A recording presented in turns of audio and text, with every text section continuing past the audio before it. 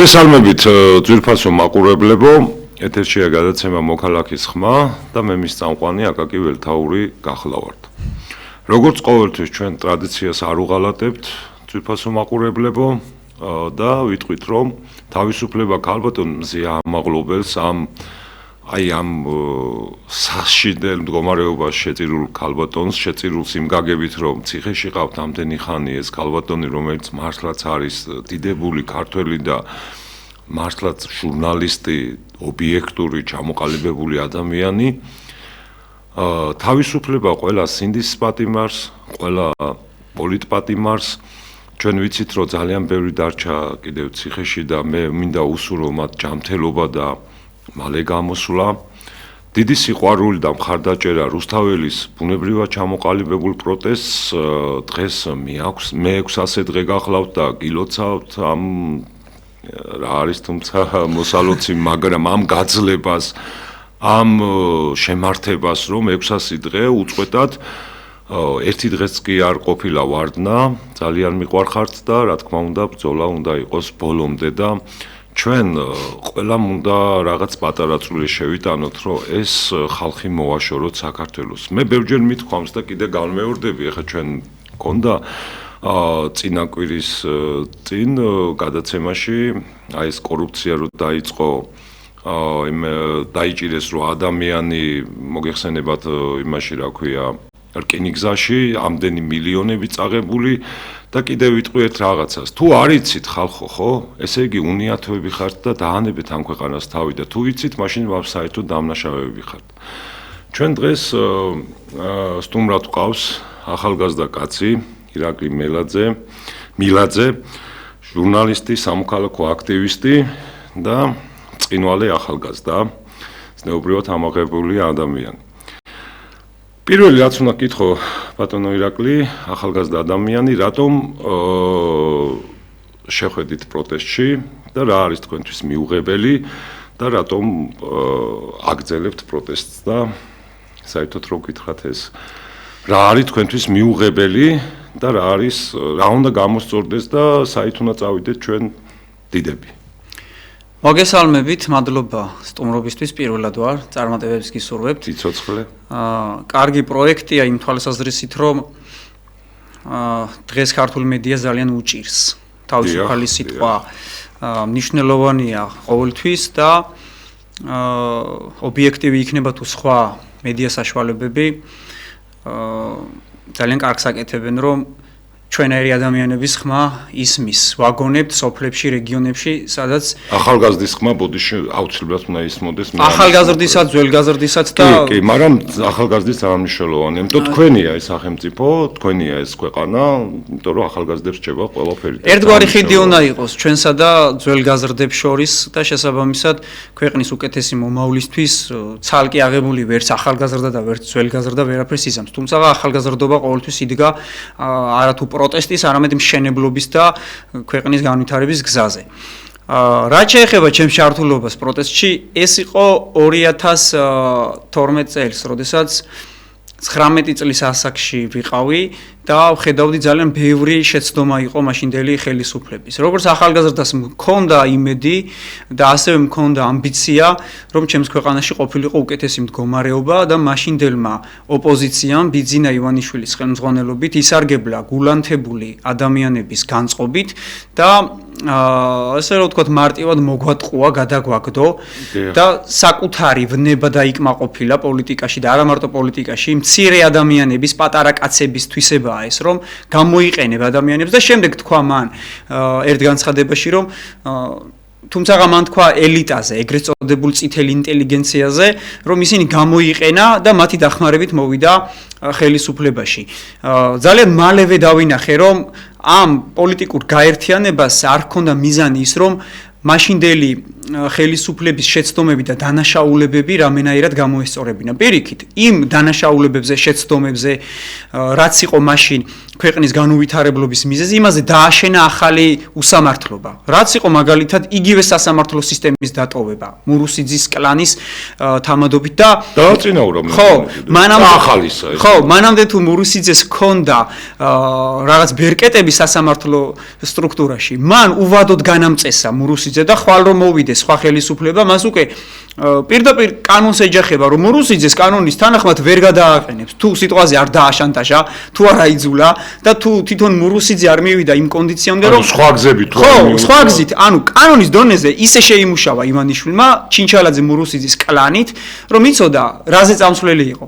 რომ მოეყვანა იქ პატიოსანი ადამიანები, რომლებსაც მართლა უნდათ სისტემის მოშლა, ისინი რა თქმა უნდა ივანიშვილის და მისი გუნდის უკანონო დავალებებს არ შეასრულებდნენ. არსებობს მორალური ღირებულებები, არსებობს კანონი, რომელსაც ემორჩილები, მაგრამ მორალური ღირებულებები ბევრჯერ და ხშირად ამ კანონის გვერდისავლითაც ხდება. რომ მაგალითად ეხლა თუნდაც 2 დღის წინ რაც მოხდა კახეთში, შეიძლება კანონი გავალდებულებს შენ რომ ხელი დაარტყა ვიღაცას ქალია თუ კაცი მნიშვნელობა არ აქვს, მაგრამ წინაპირობა რა იყო ამის და ვინ არის ის ადამიანი, საიდან არის ჩამოსული და როგორ არის განწყობილი შენი ქვეყნის კულტურისა და ტერიტორიული მთლიანობის მიმართ. აი ასე იყო მურუსიძის შემთხვევაში. თუნდაც ის ministrები, რომლებიც დღეს ხელისუფლების სათავეში არიან და იქანაძე მაგალითად. ხო, იუსტიციის ministri იუსტიციის მინისტრის მოადგილე სააკაშვილის ხელისუფლების პერიოდში დამავიწყდა ახლა ვინ იყო მის პერიოდში თუ არ ვცდები 3 ათეული ადამიანი არის გარდაცვლილი და ეს ადამიანი დღეს ქართული ოცნების ხელისუფლებაშია შორს რომ არ წავიდე აი რატომ დავიწყე აქტიურად პოლიტიკურ პროცესებში მონაწილეობა კასპის გამგებელი 2005-6 წლებში თუ არ ვცდები ეს პერიოდი იყო მიხეილ სააკაშვილის ხელისუფლების პერიოდში კასპის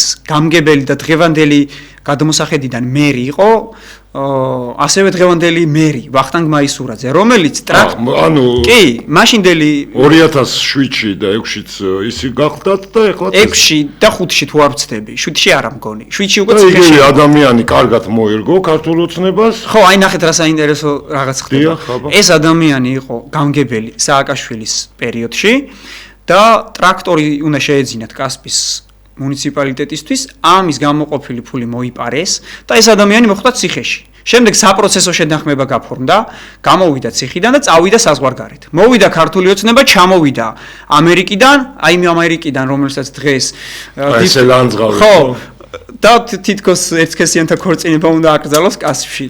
ერთსქესიანთა ქორწინება კი არა. მოიცა რა როგორ შეიძლება აკრძალოს ისაც არ არის. ხო, არა, ეს არც კანონით არ არის, ბატონო, არაფრით არ არის დაშვებული, როგორ უნდა აკრძალოს ისაც არ არის. სხვადასხვა სქესის წარმომადგენლები გოგო-ბიჭები აღარ ქორწინდებიან და თურმე ეს პრობლემა დაინახეს, რომ კაცები ქორწინდებიან კასპში. ნუ ეს ახლა პროპაგანდის ნაწილი იყო, რა თქმა უნდა, ეს პრობლემა არ არის და ხალხს არ ეცინება, აი ბოდიში, ბატონო ირაკლი, აი ახალგაზრდა კაცი ხარ და მე მეცინი. აი ასეთ რაღაცეებზე ხალხი არ იცინი ის რომ მე ვიცი ძალიან დიდი შეურაცხყოფა მოგვაყენეს მაშინ როცა თქვენს რომ ევროპაში თუ წავალთო კაცები გათხოვდებიან ანუ გარემოება ახლა მე არ მიწყობს ხელს თორე მე გათხოვება მინდა უბრალოდ გარემოება არ მიწყობს და როგორც კი ევროპაში შევალთ всё დამთავრდა კაცო ეს ხო სიქაჯეც არის აი რომელ გათხოვებაზე ლაპარაკობ ხო ეს ხო თვითონ შეურაცხყოფა არის იმიტომ რომ რაღაც გარემოება თუ მოემატა მე ეს უნდა გავაკეთო და თუ არა და ვარ ჩუმად ხდებით აი ესეთი დიდი რაღაცა აი ქოცური ბანდა რო არ იყოს ჩვენ დავთხოვდებით ხო აი რაღაცა ესეთი ხო არის რაც არის ხო და სამართლიანობა მოითხოვს ითქოს რომ 2013 წელს პირველი გეი მარში ჩატარდა 17 მაისს საერთოდ არ ვიცოდი ეს სიტყვა რა იყო გეი ვიცოდი ერთი უხეში ფორმა რაც არის და უკვე ამოღებულია ჩვენი ხმარების ლექსიკონიდან და ჰომოსექსუალები სხვა სიტყვა არ არსებობდა და ერთი არის ძველი. ნუ მოდი თქვა პიდარასტი რა, ბოდიშუხტი მაყურებელს. დამაკნინებელ ფორმაში. ჩემ ახალგაზრდობაში იყო აი ეს ფორმა. კი ბატონო. თქვენ ახალგაზრდობაში იყო ბალერონი ჭაბუკიანი. დიახ. ნუ არა. არავინ არ ებრძოდა, არავინ არ ერჩოდა, ეს ადამიანიც არ იყო ისე განწყობილი და არავისი არ იწევდა გაღიზიანებას. დღესაც არიან მომავალში მაგალითად მოღერალი რო იყო არც მალავდა, მე არ ვიცი. ხო, მე რავი ახლა ოჯახი მყავს, შვილი მყავს და ღმერთს მადლობა რომ ქართული გაგები ტრადიციული ოჯახი მაქვს და ეგრე გავზრდი ჩემ შვილს რომ ქალისა და მამაკაცის ერთობით არის ოჯახი, მაგრამ ვიღაცას თუ კაცთან უნდა ცხოვრება, ეს არც ჩემი საქმეა, არც კასპის მერის საქმე არ არის. უბრალოდ ბინძურ პოლიტიკას რომ ეწევიან ესენი. და ადამიანებთან სალაპარაკო ენა რომ სხვა რამე არ არის და სოფელში რომ ჩადიხარ და წყალი არ აქვს. 24 საათიანი წყალი რომ არ იქნება წყლის ქვეყანაში, მითხარი რისი ხელისუფლება? 20,000 მდინარეიან ქვეყანაში, კი ბატონო. და წყალი რომ 2 ლარი ეღირება ლიტრი, როცა არაბეთში ღირს 40 და ბორჯომი ქართველი ერის საკუთრება რომელიც იყო და 90-იანებში დაშლის შემდეგ საბჭოთა კავშირის რომ გადაინაწილეს და შევარდნაძემ რომ დაურიგა ბიზნესმენებს ზოგს ისმისა რა ქვია გაზიანი წყლების საწარმომისა და ზოგს კიდევ ხლა არ მინდა რა დავასახელო ეს ადამიანები ლუდი ზოგს ის კი ბატონო ვერ გავიგე ჩემ თაობას ლანძღავენ ძველი თაობის წარმომადგენლები 93-ში ვარ დაბადებული მარტში და მაგ დროს გაგანია ომი მიდიოდა აფხაზეთში და დიდება იმ ადამიანებს ვინც ამ ქვეყნის ტერიტორიული მთლიანობისთვის იბრძოდნენ მაგრამ მე მაბრალებენ რომ ქვეყანას ვაქცევდა დაქცეული ქვეყანა ჩავიბარეთ ჩემმა თაობამ გვინდა გამოვასწოროთ რუსთაველზე ვდგავართ გვლეწავენ გვანგრევენ გვიჭერენ გვაფურთხებენ დაკავებულებს ბორკილები მქონდა გადაჭერილი 2 მაისს რომ დამიჭირეს და ჩემზე პატარა 30 წლის ასაკში მე ვიყავ ის იყო 22 წლის ღლაპი პოლიციელი და მირტყავდა და ისინი თავი ჩამოღუნინეს და რუსის ბარაბანს არ მოხვედრია მაგდენი და მე კაცობაზე მელაპარაკებიან ღირსებაზე რომ თურმე ქართველი კაცის ღირსება რომელ ღირსებას იცავენ პოლონეთში რო სატაქსაოდ გააგდეს კაცი და ქალი რო საბერძნეთში მოხუცებს სულის და ბავშვი რო ბებიასთან პაპასთან იზრდება და მე წავიყვან ნებისმიერს აი რახან ეხა მე კასპის წარმომადგენელი ვარ ყოველთვის მიყვარს კასპზე საუბარი რომ აი როგორც ეხლა აქ 5 თითი მაქვს და ამას ვერავინ შემიცვლის და ჭეშმარიტება ეს ამას აღარ სჭირდება რაღაც მეცნიერული დასკვნა აი ეგეთ დასკვნებს ვანახებ მეცნიერული დასკვნა აღარ სჭირდება ადამიანი შეხედავს და ნახავს გიორგი სააკაძის ისტორიული სოფელი ნოსტე და იცლება და თითოეულ კაცი ცხოვრობს ახალციხეში ჩამოხვალ წყალი არ არის გაზი არ არის რაზე მელაპარაკებიან 21 საუკუნეში ჩინეთში საცალფეხო ბილიკები გაიყვანეს კოსმოსში სასიარულო და კასპში ტყლაპივით გზას დააგებენ ტროტუარიც არ აქვს მანქანა ჩემ დედულეთშიც არ არის წყალი რაც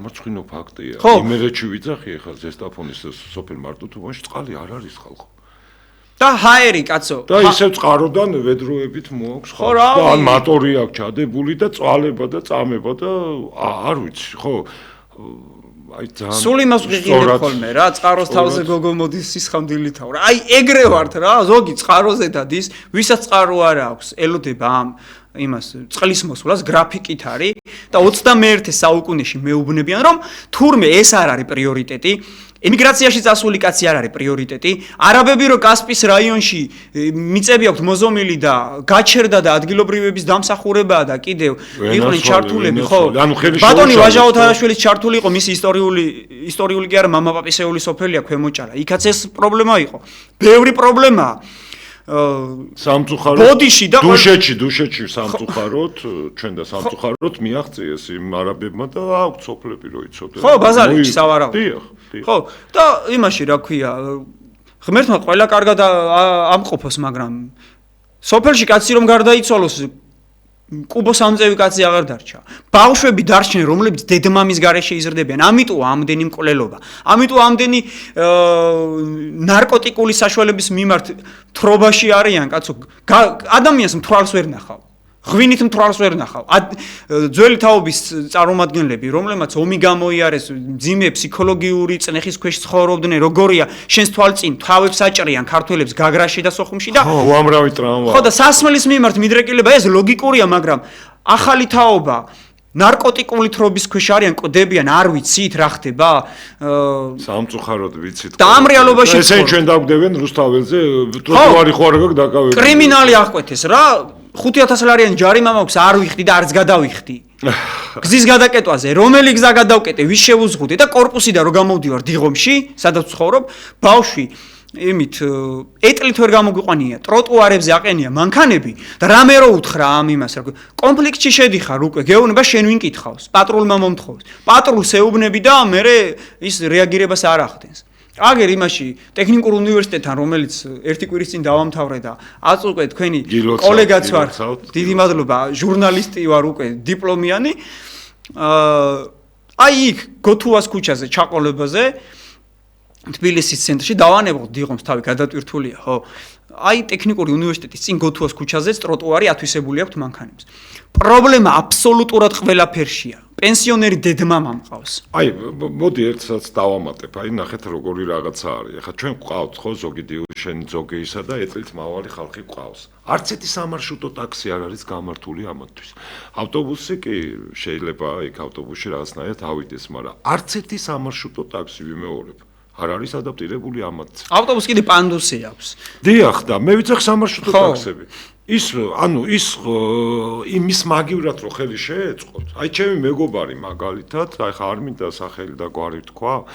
მერვე სართულზე ცხოვრობდა, მის შვილი წავიდა დიდი ხანია საფრანგეთში. სადარბაზო არ მოუწყეს. მერვე სართულიდან როგორია ეტლით მოსარგებლე ადამიანის ყოველდღე ჩამოყვანა, აყვანა, აბა იანგარიშე და არ მოუწყეს.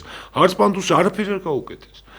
და წავიდა ის ადამიანი და საფრანგეთში შენ წარმოიდგინე რომ თან ყვებიან ამ ადამიანს და ბინაც მიცეს და ფულის დაუნიშნეს და იმ საფრანგეთმა და იმას ლანძღავენ დღეს ჩემ ქართულ ბავშვ პატივს როსცებს და ჩვენ ახლა დიუშენის მშობელი მყავდა მე აქ დიუშენ დაავადებული ბავშვი მშობელი მყავდა რომელიც მას პიტაპიტ თქვა რომ საფრანგეთში ორ ჩვენ ბავშვ თავის ხარჯით გაუკეთეს ოპერაცია და წამლები მისცეს და ფეხზე დააყენეს და იმას ლანძღავენ ესენი და ირანს რუსეთს, ჩინეთს, რა ვიცი, რომელიც უყველა, რა ვიცი, როგორი მტრები არიან, ისინი რაღაც მეგობრებად გამოყავთ ხალხო. ჯერ ირანი და მეგობარიან, რუსეთთან მეგობარი ხო წარმოგიდგენია, აი სადავართ. და აი რაღაც მინდოდა, მე თქვა, აი როგორი ლიციმერულ მდგომარეობაში და რაღაც აფერისტულ მდგომარეობაში ჩავარდით. პატრიარქის გასვენებაში მოვიდა თელ საქართველოს, ხო ესე იყო ბატონო ირაკლი? კი. და პატრიარქის სიტყვა როდესაც მან წარმოთქვა რომ ამ მიწაწყლის გაყიდვის უფლება არც მეფეს არავის არ აქვს, ამას კაცი შვილი არ იცავს.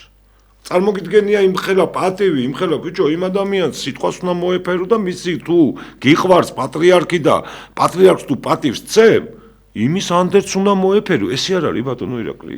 და როცა კაცმა დაგვიტოვა და გითხრა რომ არ შეიძლება ქართული მიწის გაყიდვა ჩვენ ხო ნახეთ რეები გააკეთეთ 9 მილიონი კვადრატი არ მიყიდეს არაბებს ამდენს ვიბძვით ჩვენ მაგისტრის რუსთაველის კინოთეატრი არ მიყიდეს და რუსთაველის კინოთეატრის წინ რო ვარსკვლავები მიატოვეს მიტოვება არ არის როდესაც რაღაცა გაურკვეველი კომპანიის წინ დატოვებ ლეილა აბაშიძეს დანელიას ამათ ვარსკვლავ ჯერ რატო გაუხსენი თუ არ აფასებ და თუ აფასებ შეკაი ადამიანო როგორ შეიძლება იქ მიატოვო და არაბულ კომპანია იგრ კოცნები აქვს ზე დადებული მე გადაღებული მოვიტანე ოფისი რუსთაველის თეატრის პირველ სართულზე დიახ მაგას გეუბნები და ის ვარსკვლავების წარმოიდგინე 200 მეტრში ხო რუსთაველის თეატრია იქ მაინც გადაეტანდა არა ბატონო არაბებმა ზედ უნდა კოცნები ალაგონ იმ ჩვენ საპატიო ხალხზე და არა მე ხა რატო თქვი ეს ბატონო ირაკლი რომ აი ესე რა სწორად და კარგად აი ხედავ და მეც ძალიან გული მტკივარ რომ არ შეიძლება კაცო არ შეიძლება ესეთ მდგომარეობაში ვიყოთ რომ ერთს ვაჩვენებდეთ ხო ესე არის კაცო და მეორეს ვაკეთებდეთ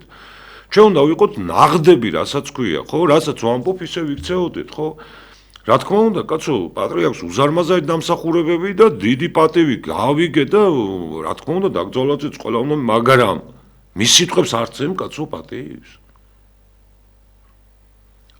კიდევ ერთი კითხვა მაქვს, აი კასთან დაკავშირებით, იმიტომ რომ აი მე ვიცი რომ ქართლში ცოტა წყლის ის არის და აი ეს მერი რომელზედაც ილაპარაკეთ, როცა თქვენ და ხალხი ეუბნება იმ წყალზე რაღაცებზე, საერთოდ პასუხი აქვს, ან გპირდებათ, ან სულ დაპირებებშია, როგორც ჩვევია ქართულ ოცნებას, როგორც ვარკეთილის მეტროს, მაგალითად 8 წელი აკეთებდა, იცით ხო? მე ხა ვარკეთილები. ორი საარჩევნო პერიოდი გაიარა, მხოლოდ საპარლამენტომ წარმოვიდგინოთ და სულ დაპირება იგი იყო. კაი დაპირება ხო? არა, ის ვარკეთილის არა, ეს ვარკეთილის მეტრო გავიგე მე ხა უბრალოდ კასპს, იმიტომ ჩემ სოფელში და სულ პირდებიან წყალს. 5 წლის უკან მოიტანეს ინვაზიური ჭა უნდა გავაკეთოთო და ესეთი დიდი ისინი მოიტანეს ბეტონის რაღაცა ესეთი მრგვალი შეკრული რომ ეს ჩაილაგებინათ რომ ხალხს მე იქ ანთვიდინებით წამოვიდო და ან ბოლო-ბოლო მატორს ჩადებდა და დღემდე იქ ალაგია. სხვადასხვა ჩემი სახლიდან 50 მეტრში ალაგია ისინი და დღემდე 5 წელი გავიდა. და გზას როგორ აკეთებდნენ მე გეტყვით სოფელ მარტოთუბანში ყოველ არჩევნებში ემატებოდა კილომეტრ ნახევარი. ისეთი სახელი აქვს მარტოთუბანი დიახ, შოროპნის თავზე ეს სოფელი, ანუ ყოველ არჩევნებს და ხალხს უკვე შეგუებული იყო არჩევნები, რომ მოვიდოდათ კილომეტრი ნახევარი იმ ბეტონს დაასხავდნენ და всё, მე მეორე არჩევნებზე რა თქმა უნდა მიუმატებდნენ. ეხლა იმდენი არჩევნები წავიდა, მე მგონი მეოთხე იყო, რომ რაღაც ეხლა 6 კილომეტრი, ეხლა კილომეტრი ნახევარი მეტი არ არის ეხლა ზესტაფონი შოროპნიდან და ეხლა ჩიხებში, ალბათ ჩიხებში ერთი ჩიხი ერთ არჩევნებზე, მეორე ჩიხი, ნუ ხო სასაცილო არის, რაღაც აი არ ვიცი ამას რა ქვია, უგუნურება ქვია, უნიათობა ქვია. აი თქვენ როგორ უყურებთ ახალგაზრდები აი ამ პროცესს და აი ამ არ ვიცი, მე სიტყვაც არ მყოფნის აი ჩემთვის აი ამ ხელა კორუფცია, აი ამ ხელა ხო არ დარჩა სამინისტრო, რომ მინისტრი მოადგილე არ დაეჭირათ, ხო? ისიც კი იკადრეს, რომ აგერ ჩვენ ნახეთ, რომ ბავშვებს ულუფას ჩაუყეს ხელი, ხო? საბავშვო ბაღის ბავშვებს ულუფა მოპარეს. ჯარისკაცებს კიდე დამპალხორც არც. დიახ, და ექსპერტმა განაცხადა, რომ ჯარისკაცებს პოლიციელებს ესე იგი ვერ სინჯიცაც ვერ ავიღებო, იმდენად სახიფათოაო, ხო? ანუ ეხლა მე მესმის, მაგრამ ის 3 წლის და 2 წლის ბავშვს თავიდანვე თუ არ მიეცი, მის ჯანმრთელობა ხო საფრთხის ქვეშ არის და ამას უცახი, ამასაც კი კადრულობენ მეთქი, ხო ხდებით არა?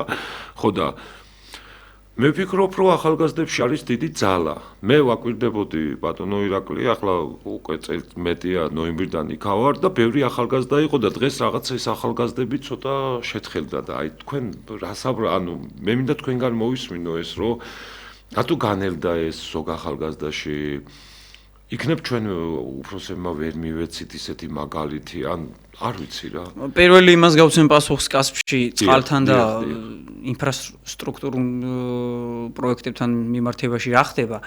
ზოგადად მე ესე მწამს და მჯერა რა.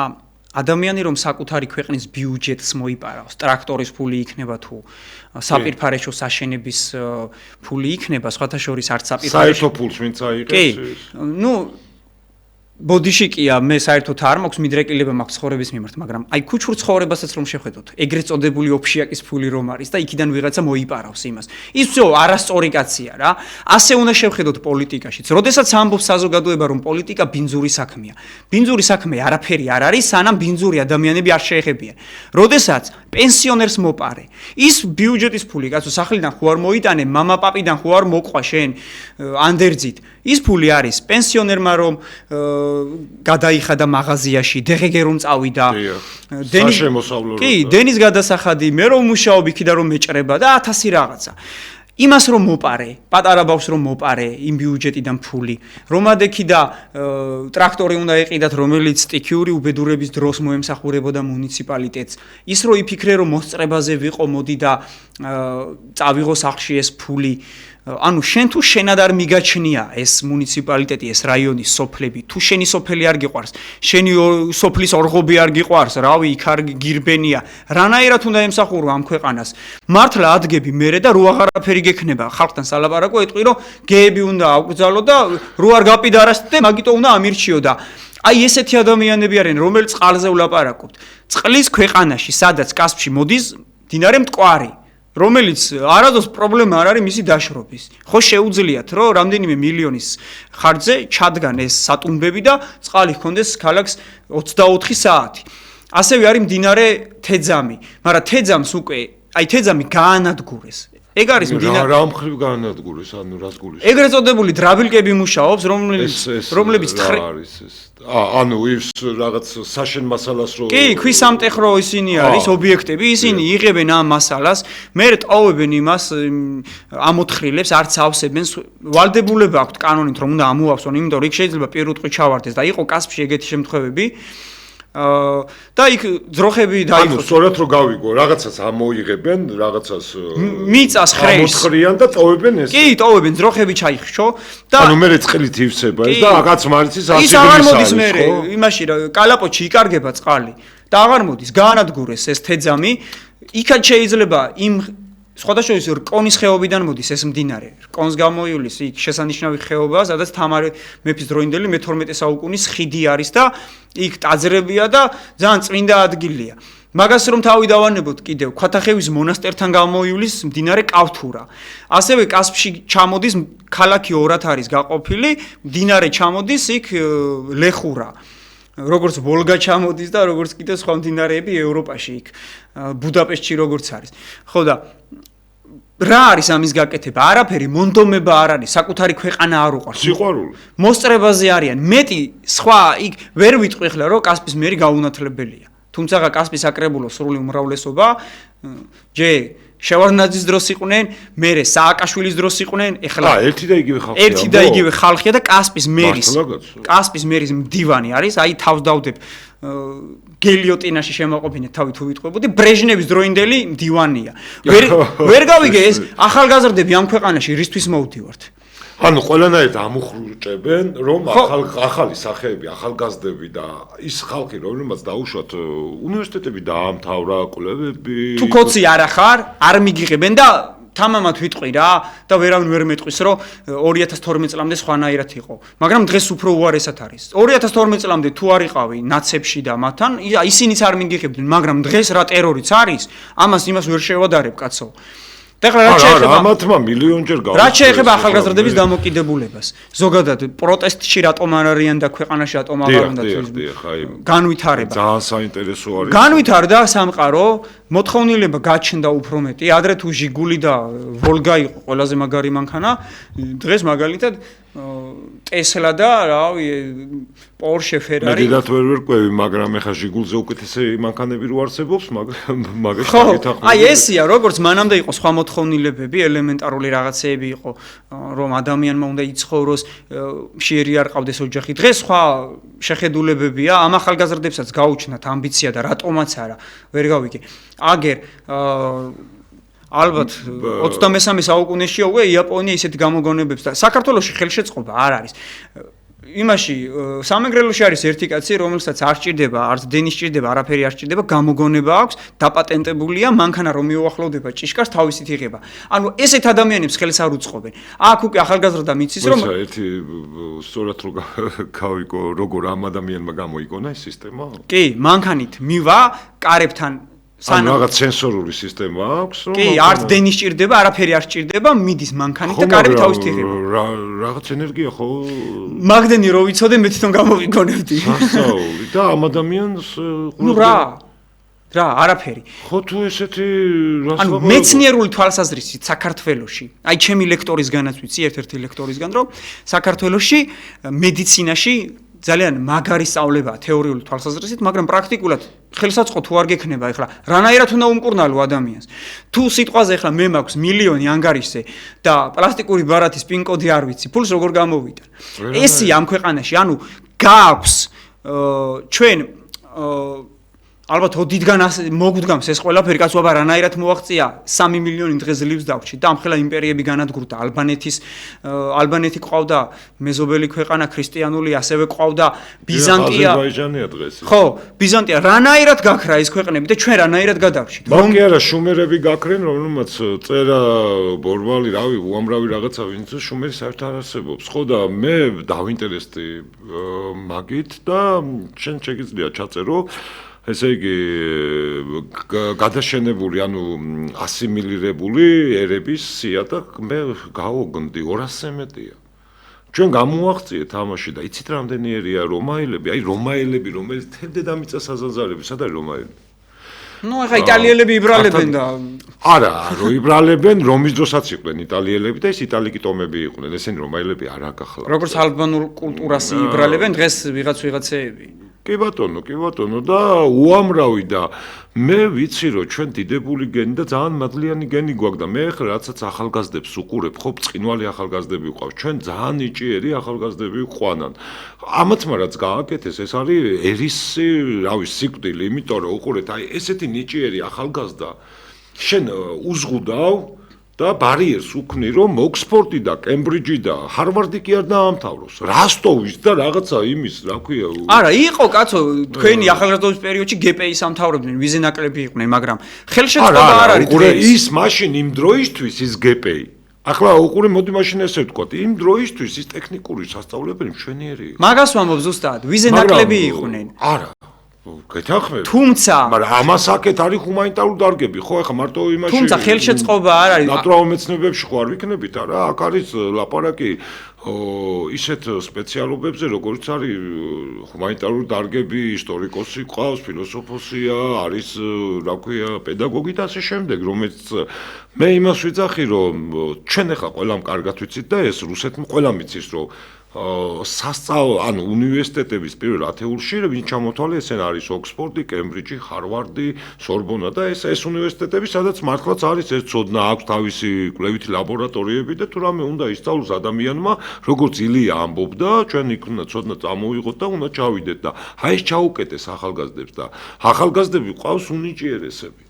ძალიან ნიჭიერი ხალხი ვართ ამ შემთხვევაში და აი ეს იყო ჩემი აზრით ეს არის ერთ-ერთი შენი ქვეყნის არ სიყვარულის რაღაცა მაგალითი. კი, ეგ არის თორე შანსი არ არის, კაცო, ამათ განათლებაც აქვს, გამოცდილებაც არა, თავის შვილებისთვის კი არ ჩაკეტეს, კაცო. ეხლა თავის შვილები სპეციალურ სკოლაში სწავლობენ, რომელიც პირდაპირ სწავლენ, რომ მერე ჩამოვიდნენ და ჩვენ შვილებს თავზე დააჯდნენ, ხვდები, ხო? ხო, დავიღალეთ, რა კომუნისტების შვილების ისინი იყვნენ, ისინი, რა ქვია, 90-იანებში რომ ომები გააჩაღეს, თბილისი გადაწვეს, იქ სამეგრელოში ხალხი ააწიოკეს, თავიანთი იმისა კუთხურობის გამო ვითომ ისინი ზვიადისტები იყვნენ. მოვიდა შევარნაძე და მოქალაქეთა კავშირი მოგვაჭდა თავს და ისე აი, გადავხედოთ რა, მოქალაქეთა კავშირი. კუჩი მოაწყო და ვინაც კანონიერი ხელისუფლება გადააგდო, იმათ ჩაიგდეს ყველაფერი ხელში.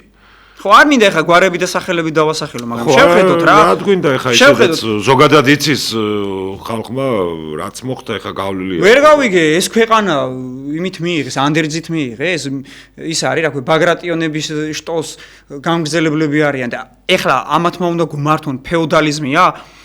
არა, ფეოდალიზმი უნდათ, ნამდვილად, ოღონდ ჰიბრიდული ფეოდალიზმი, რომ შექმნან ძალიან ესეთი ხისტი კაპიტალისტური ფორმა, რომ ყველაფერი მათ ანუ ამ მილიონერებს, მილიარდერებს, ეხლა პარლამენტში ნახევარზე მეტი მილიონერი. ხო, 35 კაცი თუ რაღაც არის ოფიციალურად, რატომ მეტი არ არის დამალული ფორმა? არა, რა თქმა უნდა. ან სპორტსმენია, ან მილიონერი, ახლა მეტი იქ არავინ არ არის. ვის უნახავს? ვაჭრის და კუნთიანი, ან ფულიანი, ახლა ტვინიანი იქ არა, იმ კუნთიანებსაც ჩვენი ბიუჯეტიდან მილიონები მისეს და ვის უნახავს? ვაჭრუკანებისა და ბიზნესმენების მიერ აშენებული ქვეყანა და არავის. როდესაც აღარ მახსოვს ახლა ვისი ნათქვამი? ქვეყანას ქმნიან მამული შვილები. როდესაც ქვეყნიდან მიდიან მეცნიერები, იურისტები, ფსიქოლოგები, რავი და წარჩინებული ფილოსოფოსი არა ყავს. ქვეყნის სათავეში მოდიანო ვაჭრუკანი ბაზარიდან მოსული ვაჭრები და ბიზნესმენები, რომლებიც საკუთარ ბაზას იქმნიან, მანდატებს იქმნიან.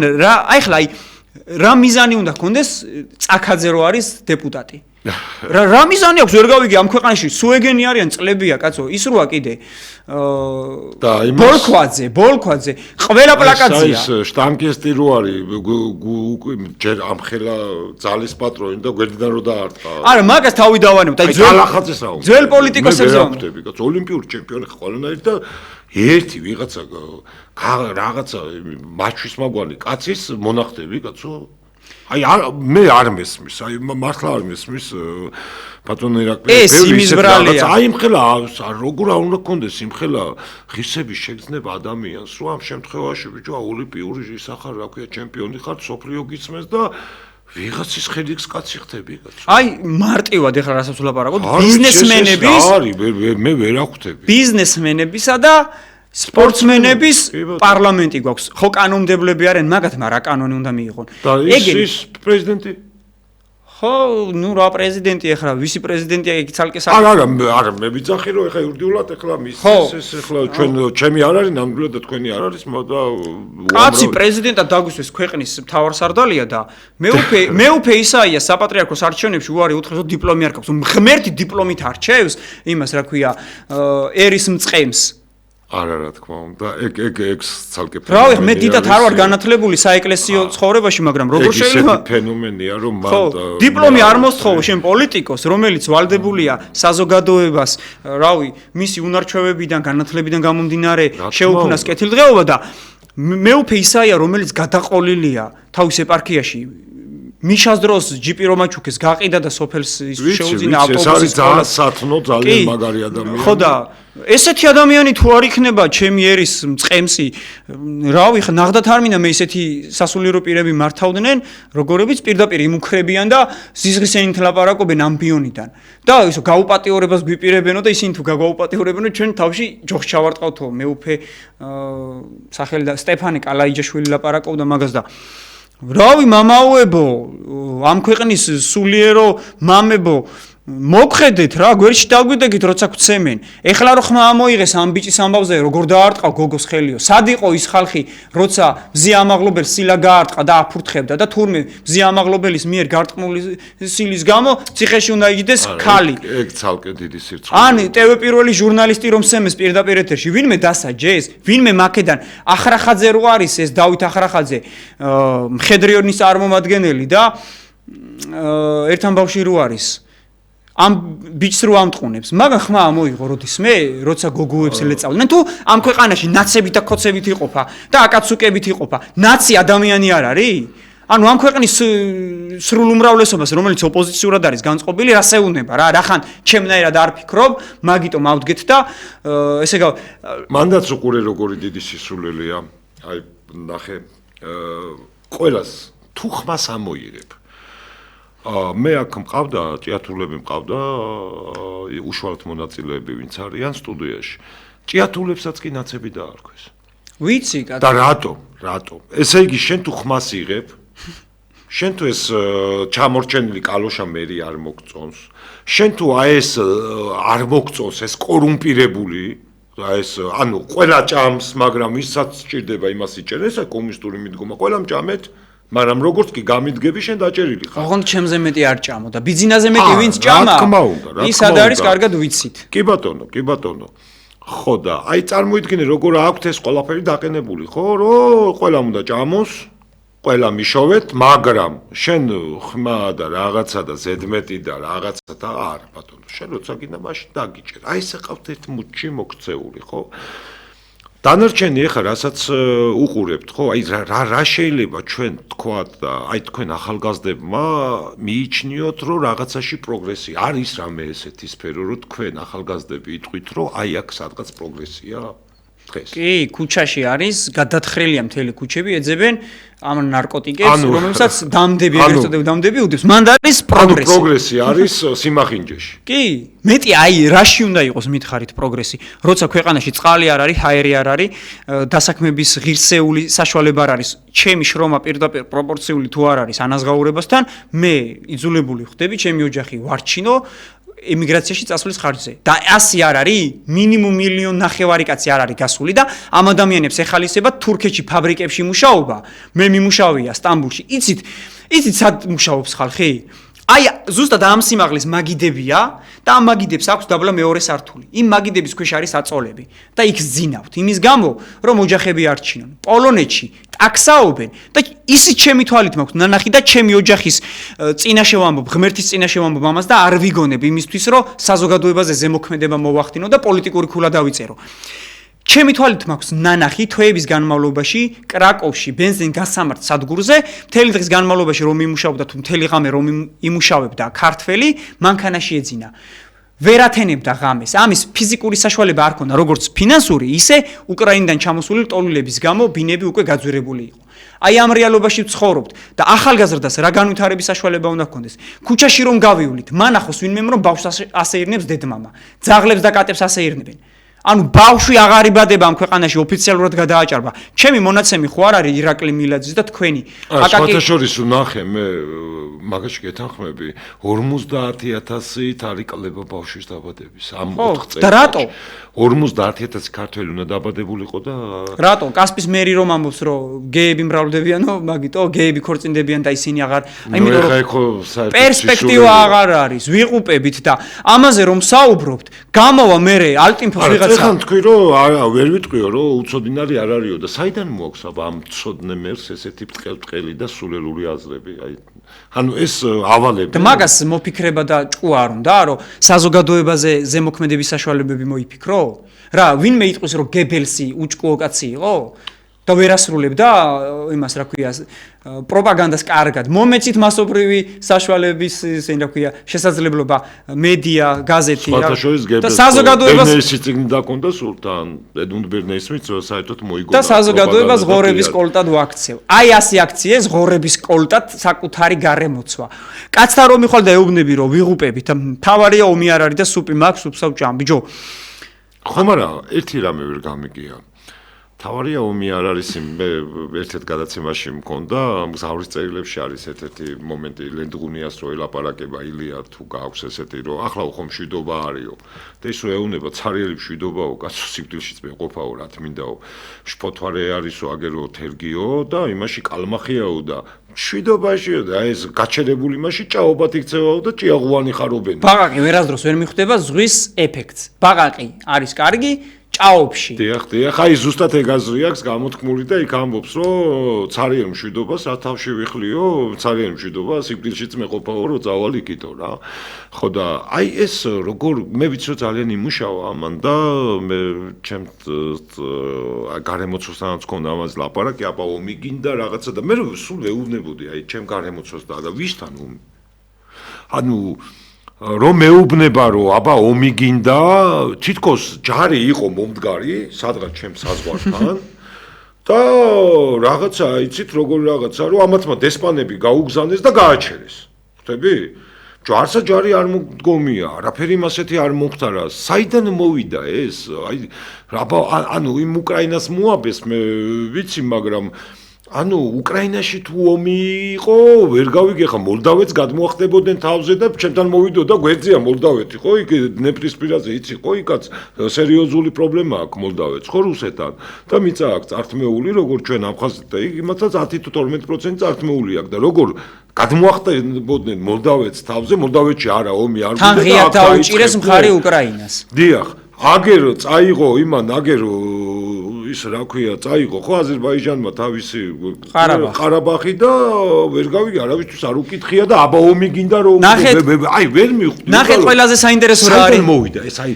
ჩემთვის დღემდე საინტერესო აი პროპაგანდას რომ მარტივად ეცემა პასუხი რა კი აბა გისმენთ ყარაბაღი რო წაიღო აზერბაიჯანმა რა მომენტში წაიღო როდესაც რუსეთი აღარ იყო ეგრეთ წოდებული მედიატორი და მშვიდობის მყოფელი რუსეთი მშვიდობა არ ეცალა მოდი ესე ვთქვა რა მოიცალეს იმან რა ქვია სომხეთმა და აზერბაიჯანმა დასტნენ ილაპარაკეს და თქვენს რო ბიჭო აღარ გინდა საერთაშორისო სამართლით ყარაბაღი დღეს არის აზერბაიჯანის 2 საუკუნის წინ ვისი იყო აღარავის აინტერესებს ისევე როგორც მაგალითად ტაუკლარჯზე რო ამახვილებენ ყურადღებას რა ჩვენი არ არის? კი, იყო შენი. დღესაც შენად შეიძლება ჩათვალო, მაგრამ ლენინმა და სტალინმა მისცეს ყარსის ხელშეკრულებით, რომელიც გაიცვალა ყირიმში. რომელ ყირიმზე დღეს არის ომი.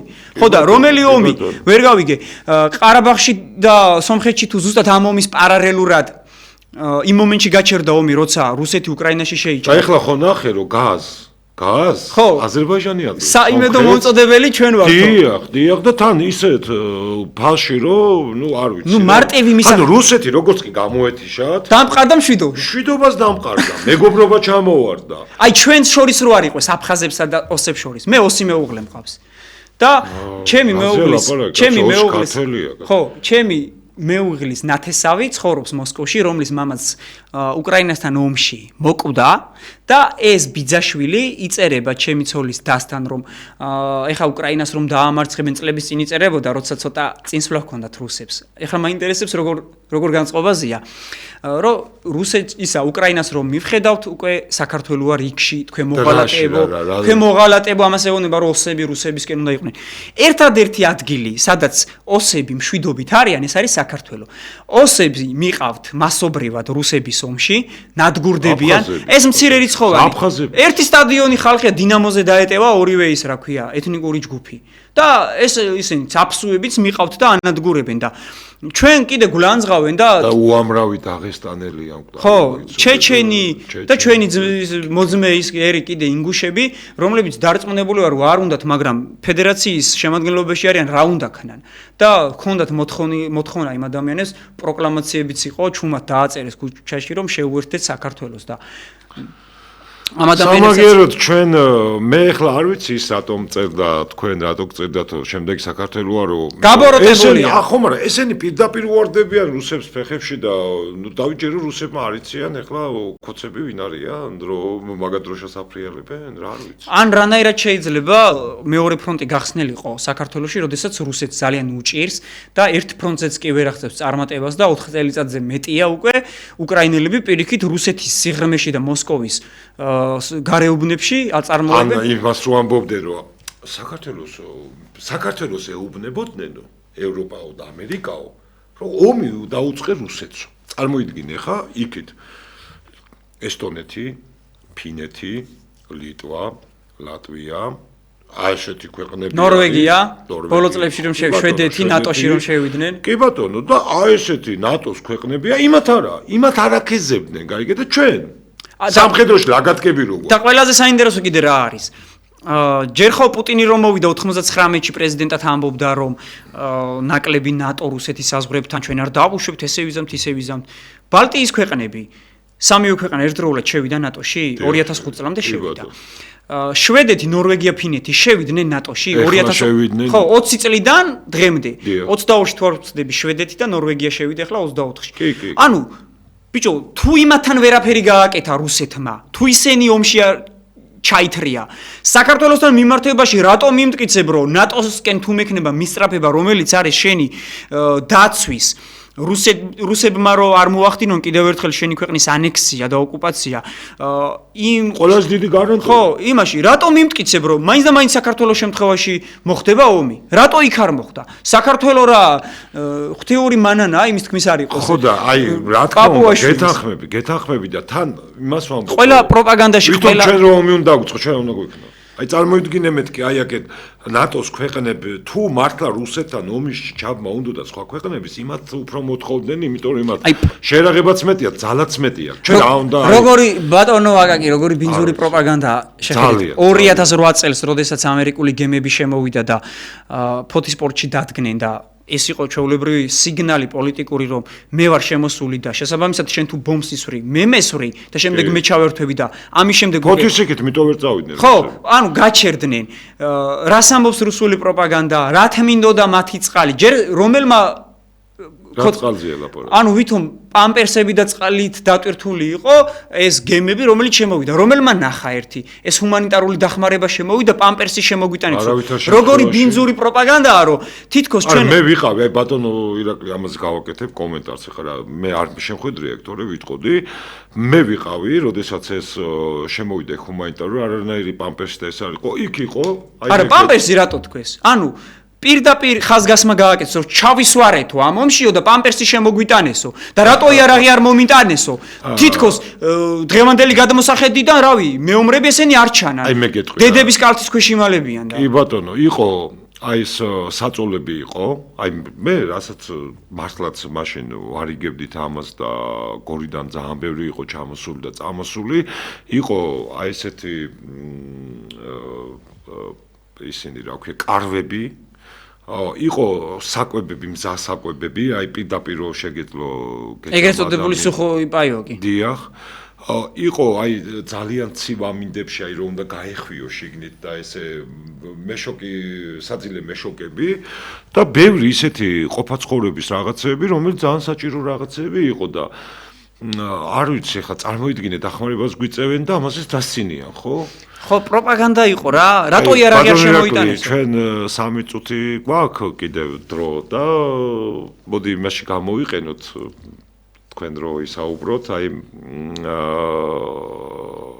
ეს 3 წუთი, აი რას ეტყოდი ახალგაზრდებს, რას ეტყოდი შენს კასპერებს, შენს საქართველოს და აი რას ეტყოდი?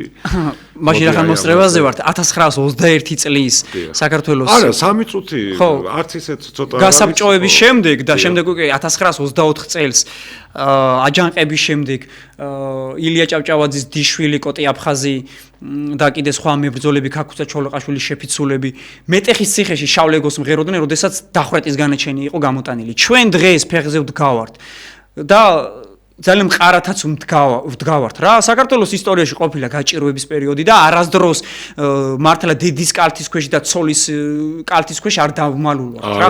ყოფილა ეგეთი ადამიანებიც, მაგრამ არც ცილაზე ქალი ციხეში არ ჩაგვისვას არასოდეს. ამიტომ ჩვენ უნდა ვიბრძოლოთ რა. არავინ არ იცის ხვალ იქნება ეს. როდესაც ქაქუცა ჩოლოყაშვილი და მისი რაზმი ბრძოლობდა, ტყეტყე იყვნენ და მშივრები იყვნენ, მათი ისინი მაქვს მოგონებები წაკითხული და ცრემლი მომდიოდა, როგორ იბრძოდნენ და ხან იყო მომენტი რომ ერთი კვირა საჭმელი არ ჩაუდიათ პირში, როდესაც სოფელში შევიდოდნენ, განა მარადიორობდნენ რუსებივით. იმ სოფლის მაცხოვრებლები ეხმარებოდნენ და ბოლო ლუკმასო საკუთარი შვილების რომ იყო, ჩვენ გვაძლევდნენო. დღეს იგივე მდგომარეობაა, ემიგრაციიდან ფულებს რიცხავენ, ციხეში გამოკეტილი უკანონო პატიმრების ოჯახებისთვის, რომ ლუკმაპური ჩაიდონ პირში, ამ ადამიანებს ციხეში ინახავენ და დღეს ამ ადამიანებს დასცინიან. ეს ადამიანები ირიბა დასცინიან ქაქუცა ჩოლოყაშვილის, კოტე აფხაზებს, რომლებიც საქართველოს დამოუკიდებლობისთვის იბრძოდნენ. კადრეს რომ ამ ციხეზე შეეხდნენ ცუდად ეს დამპლე. ხო, იმას კობახიძის თქმით ესო მიშა სპიარსო და რაღაცები შეწირული. არა, იმან თქვა ის ერთი ქალი რო არის ვიღაც თეა. აი ზუსტად მაგან თქვა ეგ. ხო, წულუკიანი ეხა მაგათი ოჯახის ტრადიცია ეგ არის ქართველი ხალხის გამწარება. ხო და კობახიძის მამა სადიდგა 90-იანებში კარგად ვიცით, ეროვნულ მთავრობას ზუსტად გამსახურდეს ხელისუფლებას ამხობდნენ და ჩემ თაობას მომავალი დაუნგრიეს. პურის რიგებში იდგა დედაჩემი თოთო ბავშვით. მე ვეჭირე ხელში და ეგრე. ბატონო ირაკლი, სამწუხაროდ. ასე რომ გავიმარჯვებთ სახელოვნად. მე ვიცი რომ თქვენ ხართ არის ეგეთი ერთობა, ძალიან კარგი ერთობა, სოლიდარობა ერთიანი და დამოუკიდებელი საქართველოსთვის მისი წევრი ხართ, მინდა წარმატებები გისურვოთ, მეც მათი მხარდაჭერი და მათი გულშემატკივარი ვარ. ეს ეროვნული და სახალხო პარტია არის და დიდი წარმატებები მინდა ასევე გისურვოთ. ძვირფასო მაყურებლებო, სალაპარაკო როგორც ყოველთვის ძალიან ბევრია, მაგრამ ჩვენი დრო ამოიწურა. ჩვენ შევხვდებით იქით ორშაბათს მოქალაქის ხმაში. მადლობთ ყურადღებისთვის.